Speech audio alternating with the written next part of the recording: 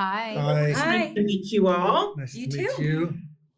So I have one question for all three of you. It's the same question. And we'll start with you, Kadia, and we'll go in the opposite direction. The three of you bring very different energies to the story. You have a quirky detective duo and someone close to Harrison. How did each of you approach your characters knowing the Dexter universe is built on suspicion, secrets, and danger? That's a great question. Wow. Yes, it is a good question. I had to find something that is parallel to my life because the Dexter world, even though it is fiction or not, I had to make her real because there's everyone is real. Every character is it exists to them, this is reality, and it really feels grounded in real experience. It's not overdone. It is very personal. It's very intimate. So I had to find something that I can relate to Claudette with, which was very easy, just, like the go-getter mentality. And obviously, working with Claudette and Oliva working together also allows for that dynamic. So we started with something and the rest kind of developed as we were filming the season. That makes sense. I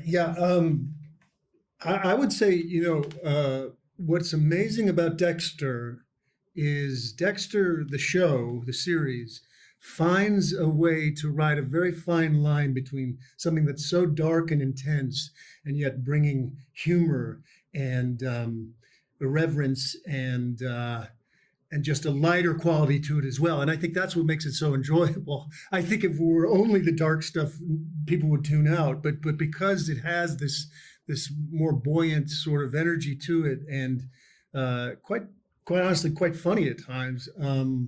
I think that's something that we have to tap into as actors to make sure that we're all in the same world. And so, in terms of my character and working with Kadia and Oliva and Claudette, I think it's in the writing. I mean, Clyde and Scott and their writing staff, they did an amazing job of letting us be traditional detectives, but yet finding the quirky. And I think that's really critical.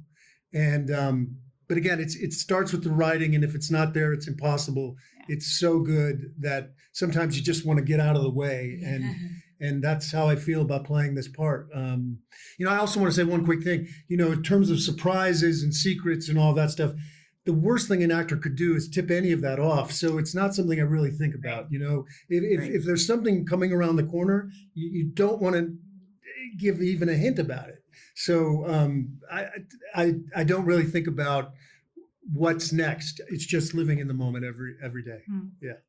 Yeah, with that, I think the trickiest thing about television is that you go out of order a lot of the time. And so you are sometimes, shooting something that is a big surprise and twist and turn, and then you're going backwards and preempting that moment authentically as well. And so you kind of do, but you kind of can't manufacture what that experience and that journey is like. So you do have to remain present. I think for me, diving into this world is a lot of, tending to, my character tends to kind of the buoyant energy in that side of Dexter, but also a huge story that really is a strong part of the show's ability to keep going is this kind of generational trauma narrative that exists between this father and this son and this father and this son. And,